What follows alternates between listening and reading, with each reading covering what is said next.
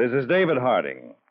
Because of the importance of tonight's Counterspy case, following our dramatization, there will be a special message from the Vice President of the United States of interest to all Americans.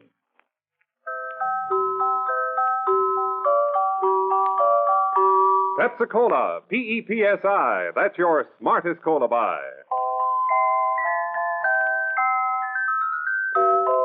Pepsi-Cola presents Counterspy.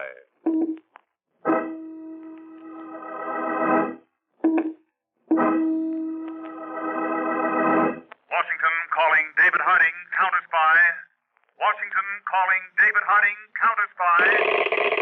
Harding, Counterspy, calling Washington.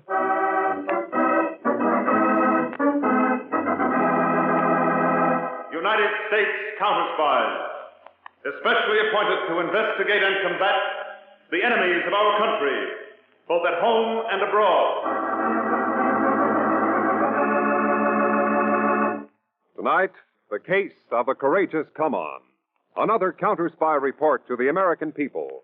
Brought to you each Tuesday and Thursday by Pepsi-Cola. Pepsi-Cola, hits the spot, 2 full glasses, that's a lot. That's right, you heard what they said. 2 full glasses of sparkling Pepsi from one big 12-ounce bottle. You're getting an extra glassful. And what a delicious glassful. The most refreshing, delightful cola that ever tickled your taste. You can't top Pepsi's tangy flavor. And that big, big bottle saves you money. Goes twice as far. Pepsi's America's big, big favorite. And America's biggest cola value. So why take less when Pepsi's best? Whenever you reach for refreshment, remember. Why take less when Pepsi's best? And now to Counterspy.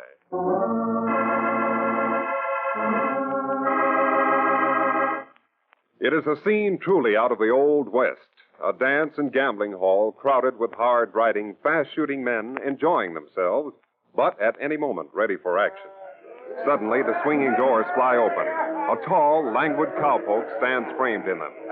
The crowd quiets down as the cowpoke ambles to the bar and stops in front of a well-dressed, shifty-eyed man. Well, dude, it's sundown, and I'm still in town. You don't take advice easy, Steve Morgan. I'm choosy about whose advice I take, dude. I don't like yours. I give you 5 seconds to draw. Now, look, Steve, you don't want to... Okay, that's it. Cut. Camera will print that take. All right, boys, clear the set so we can do the fight scene next. Oh, Gary. Well, how did it go, my great director? Okay? Swell. Great, strong jaw stuff. Thanks. You've got a visitor, Gary. Dr. Hobart Wayland. This is Gary Marlowe. Steve Morgan in this picture we're shooting. Well, how do you do, Mr. Marlowe? It's quite a thrill meeting you in person after seeing you in so many films. Thank you, Doctor. May I present my assistant, James Dover? Oh, hello, Mr. Dover. Oh, it's all right, Mr. Marlowe. I can shake hands with my left. Get used to it after being without a right arm a couple of years. Oh, I'm sorry. I didn't notice. It's okay. Everyone spots the leg first. Mr. Marlowe, is there somewhere we could talk privately? Why, my dressing room. Just follow me.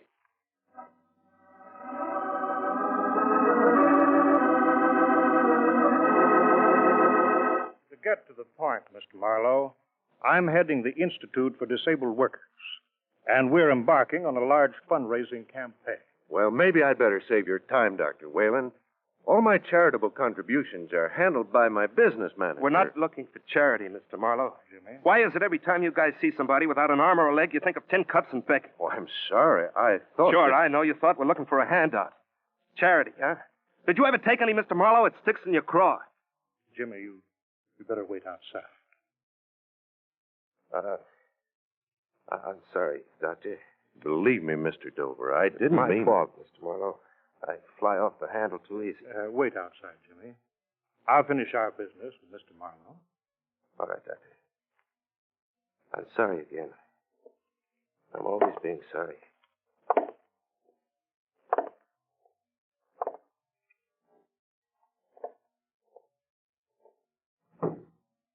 Doctor, I didn't mean to hurt him. No one does. You see, Mr. Marlowe, That's what my institute is for. To educate the public to the abilities of disabled people. To accept a man, minus an arm and a leg like Jimmy, for instance, as a man, not a cripple. Dr. Wayland, any way I can help you, I will. Well, thank you, Mr. Marlowe. You can by contribution. Not of your money, but of your time. Yes? A month from now, we're holding a benefit in New York City.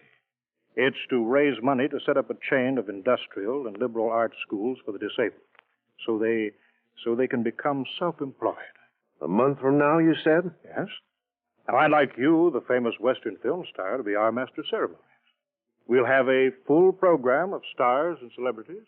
Why, I think I can do it, Dr. Whalen. I'll have to clear it with my agent, my studio, but that should be simple. Splendid, Mr. Marlowe. Thanks for your cooperation.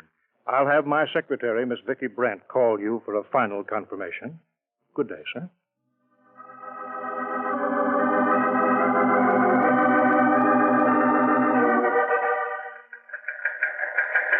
David Harding, United States Counterspies, Washington, from United Stage and Screen Actors Union, pursuant to Tax Bureau Memorandum.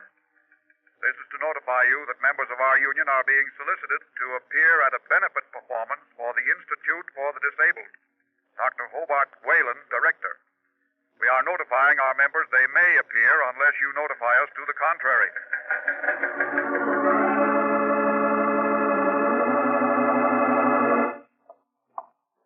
Mr. Harding, the telegram just came in for you. Let's see, Peter. Oh, yes. What's it all about? Oh, that's right. You were out of town on the Horn case when this memorandum was issued. I must have been. I don't know what it refers to. Charity benefit performances. The Tax Bureau has been having trouble with them. Oh? How? Well, in some instances, the tax regulations allow entertainers to deduct contributions of their services to charity just as if they had donated cash. But there were a number of benefits last year that were nothing but highly organized rackets. Oh, I get it. The tax people wouldn't allow the deductions for playing those benefits. That's right. So we've worked out an arrangement with them and the various entertainers' unions. They notify us of scheduled benefits. We make a routine investigation. Do the sponsors of the benefits know about it? Not if we give them a clean bill of health. And if we don't? No benefit. Unless they want to promote one for themselves in the penitentiary. Fine. For once we get a chance to stop a crime before it's committed. That's about it.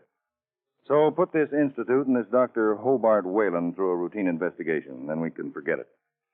Unless, of course, it turns out to be not routine.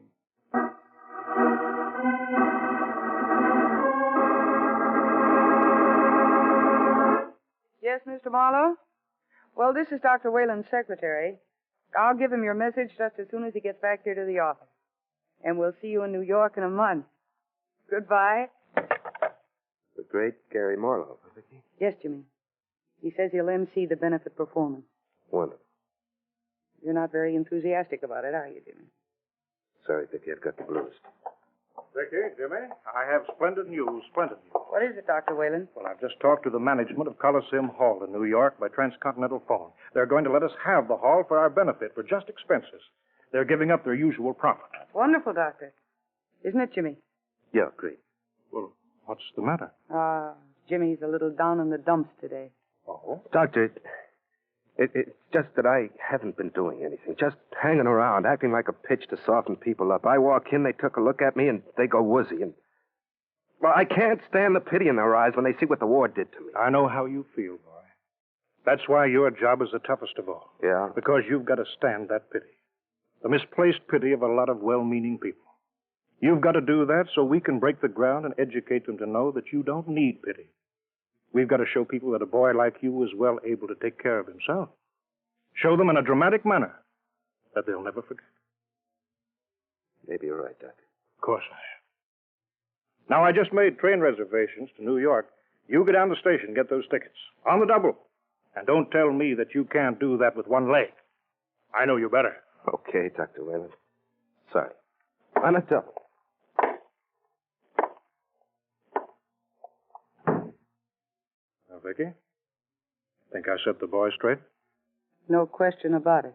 Funny thing is, every word I said was true. And you didn't mean a single one. The important thing is, he thinks I did. Yeah, he does. Now, what's the matter with you, Vicky? Him. Him? You falling for that half-man? Shut up. No, Winter. I'm working this con game with you. That doesn't mean I have to like it. But on this sudden distaste. I just got a mental picture of Jimmy when he finds out that you and I are phony. Really? Was he heartbroken? Why don't The you? tears were streaming down his face. Touching sight. Doc, what do you use for a heart? A pump composed of animal tissue like every other human being. Don't flatter yourself. All right, I'll change that. Like every other animal in the jungle you call civilization. Doc. The survival of the fittest. The strong eat the weak. I'm strong, Vicky. The kid's a sucker. In fact, he's a cripple. Doesn't change that. Simply makes him better bait to lure on the healthy suckers. Okay, Doc. No lectures. Whatever you say, Vicky. Just don't turn into a sucker yourself. It's a little late for me to change sides, I guess. That's right. So snap out of it, Vicky. 2 more days, we head for New York.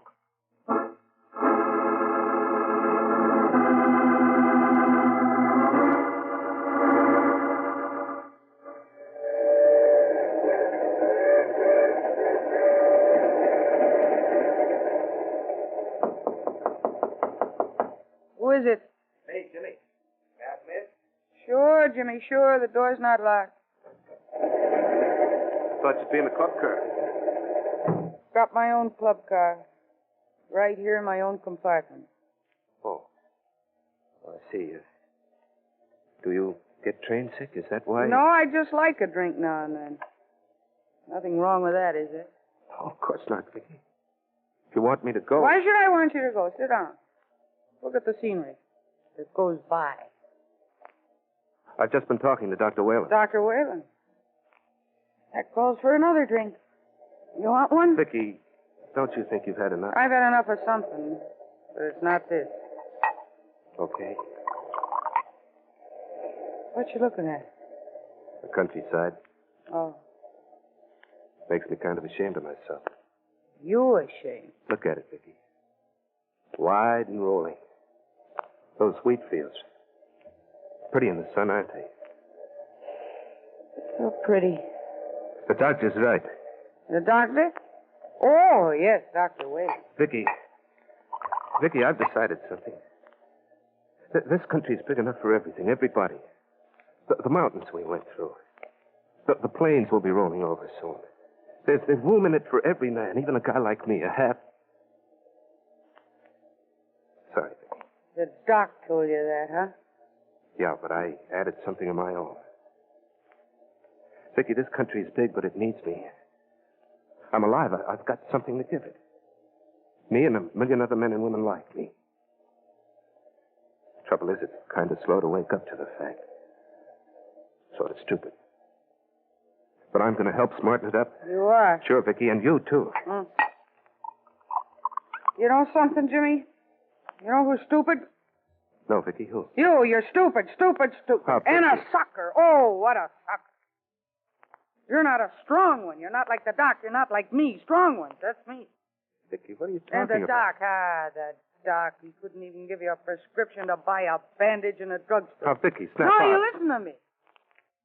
Tell you a beautiful story about a rat. A pretty rat. You think I'm pretty, don't you, Jim? Now, Vicky, makes sense. I wish I didn't, but I do. Jimmy, our organization is a phony, and the doc is a phony, and I'm a phony. What are you saying? What am I saying? I'm down off that crutch of yours. And I'll tell you.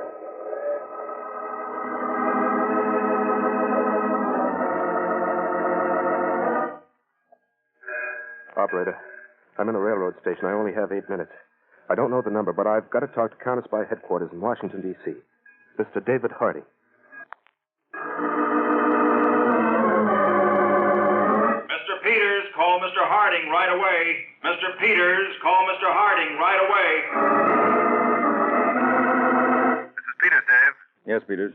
Has anything come in on the investigation of that benefit for the disabled? No, Chief, you said it was just routine. Well, it's not routine anymore. Bring whatever you've got to my office. We've got to go to work. Fast.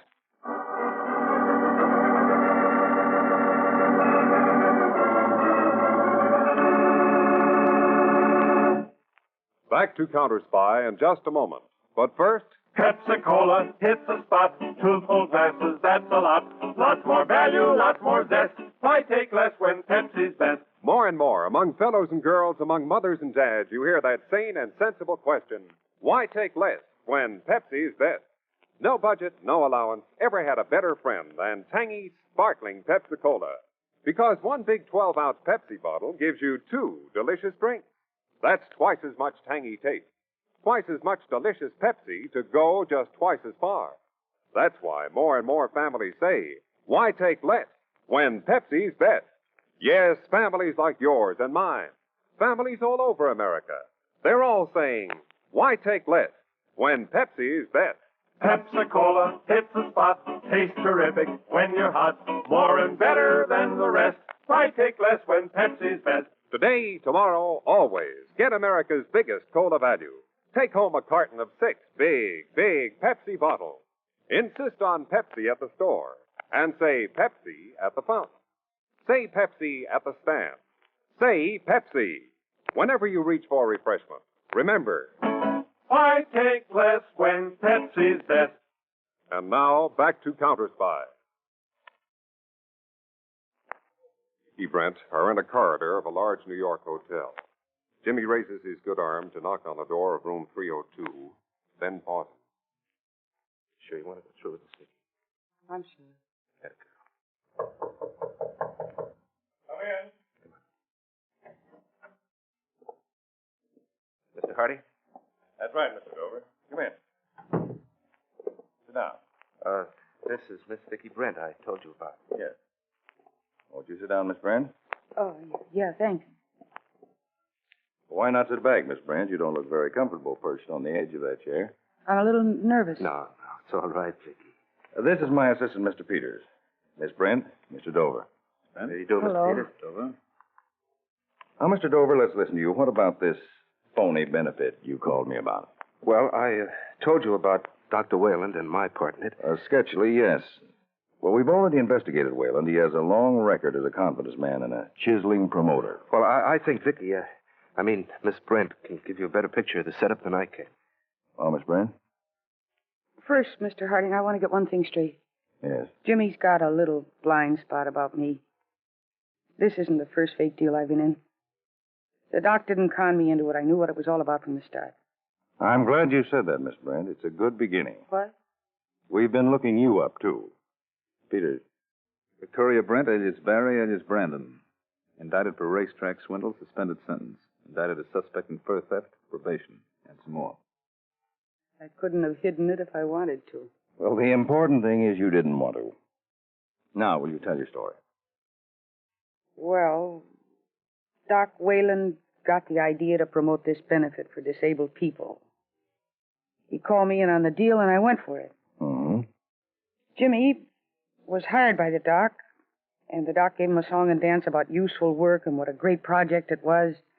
Make the people aware of the ableness of the disabled. And I went for it, hook, line, and sinker. No reason you shouldn't, Mr. Dover. It's a great idea. I'm keeping that in mind. Go ahead, Miss Brent. Well, with Jimmy to go around with them and soften them up, the doc promoted half the big names in Hollywood.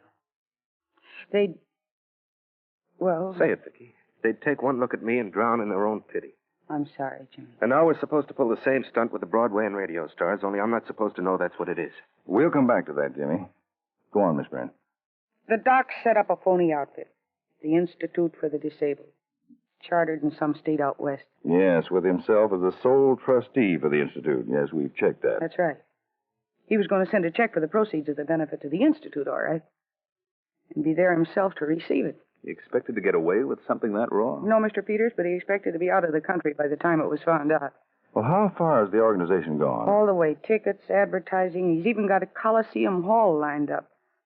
Now he just wants to line up some more names. I notice he's scaled the prices on the tickets from $10 up to $1,000. He's no piker. Well, anything else, Miss Brent? No, that's it. I'm glad it's finished. Yeah, and I guess I'm kind of sorry. What? Well, at least somebody was interested in guys like me. Finding out that disabled guys can do lots of jobs as well as they did before they were cracked up. Jimmy, don't say that. You know, it's funny. The only guy interested was a crook. And now he won't be around. Jimmy, I think he may be, For a little while. What? I don't get it, Mr. Harding. When we make an arrest, it's for the good of society. But I'm not sure this case is as simple as that. Why, I don't understand, Mr. Harding. Well, I may be sticking my neck out. But if we plan the how and when of Dr. Whalen's arrest, we'd be doing a lot more for society than we would by picking him up right now. How's that, Mr. Harding? I've got an idea that might work if Jimmy and Vicky will cooperate. Oh, anything you say, Mr. Harding. There'll be some risk. Vicky? I've gone along with you this far, Jimmy. I'll go all the way. Good. Now make yourselves comfortable. I'll tell you my plan.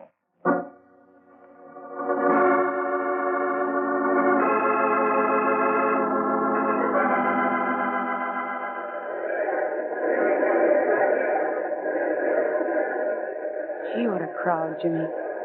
I never figured they'd turn out like this. The Coliseum's jammed. Yeah, but I'm wondering where's Dr. Whalen? He'll be here. You stop worrying. Well, Mr. Harding's did swell about this. I'd hate for him to get in a jam. So you don't think Doc Whalen's wise, do you? Jimmy, you don't think I tipped him? Oh, no. No, Vicky. I know you couldn't. What I think about you, well, a guy like me shouldn't. Jimmy? Hmm? How do you know I couldn't cross you out? Tell me. Oh, Vicky, Oh, there's Doc Whalen. I guess he just came in. And looking so happy. Hello, Jimmy and Vicky. Splendid crowd. Splendid. Where were you, Doctor? We were getting worried. Just checking up at the box office, Jimmy. Don't you think it's time Gary Marlowe started the program? Yeah, sure, Doc. I'll tell him. He's right over there.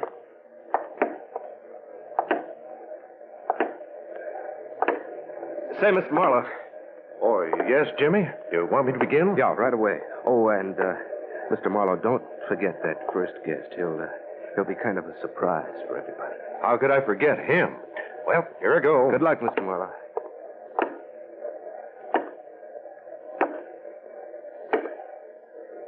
Going to start, Jimmy? Yeah, right away, Dr. Whalen. Let's sit here close and enjoy the show, huh? I intend to. We put a lot of work in it. We've all put a lot of work in it, Doc.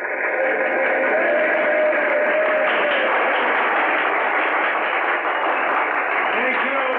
Thank you, ladies and gentlemen. Thank you. Before we begin the show, there's a special guest I'd like to introduce right now, as he has to leave shortly on urgent business. In fact, this gentleman is always on urgent business. Ladies and gentlemen, I'm proud to present the Chief of the United States Counterspy, Mr. David Harding. Harding.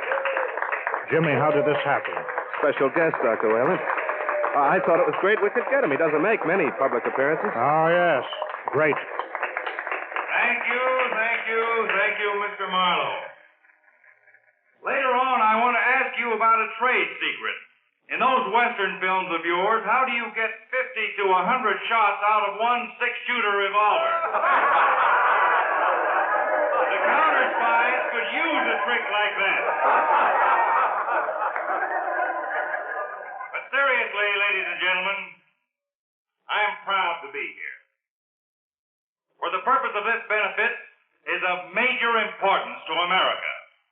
It's wonderful that more and more of us realize that the disabled can take their places as useful citizens.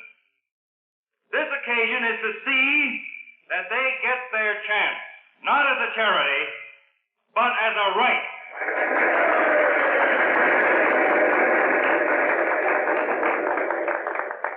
And now, will the organizers of this great event come over here? Both of you. Dr. Hobart Whalen. Thank you, Mr. Harding. And Jimmy Dover.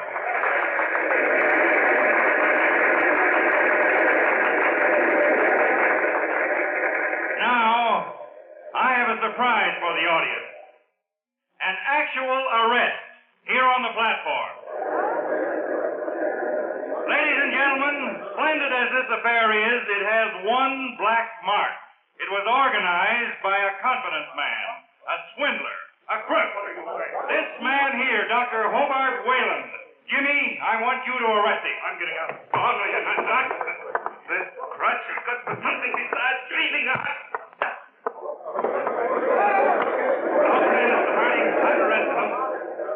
Pretty good for a supposedly the disabled man, wasn't it?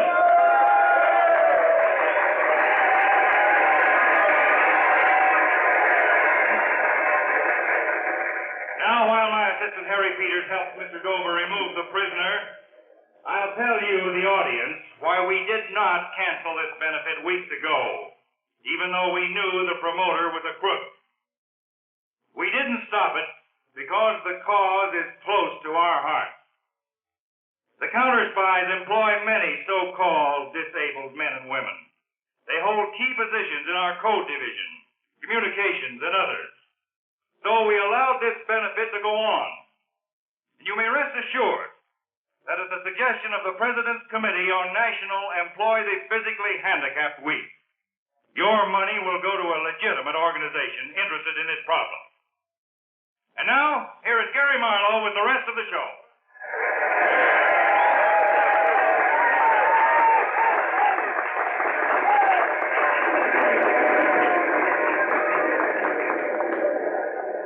Golly, Mr. Harding, that was wonderful, wasn't it? It certainly was. How's Whalen? He's unhappy, Dave. Two of our agents are taking him down to our field office to be booked. Well, then that winds up things, Jimmy. Except for me, Mr. Harding. Yeah. What about Vicky, Mr. Harding? Well, she'll have to testify against the doctor, of course. What will that That mean? means jail as a material witness. Jail. Of course, if someone would accept responsibility, Vicky could be paroled in his custody. Oh, I'll do that, Mr. Harding. But, Jimmy, you don't... Oh, Vicky, we've stuck together this long. I can stand it a little longer if you can. Okay, Mr. Harding? Okay, Jimmy. In fact, from the sound of things, I'd say very okay. And by the way, when you find time, get in touch with me about becoming a regular counterspy. Will you, Jimmy?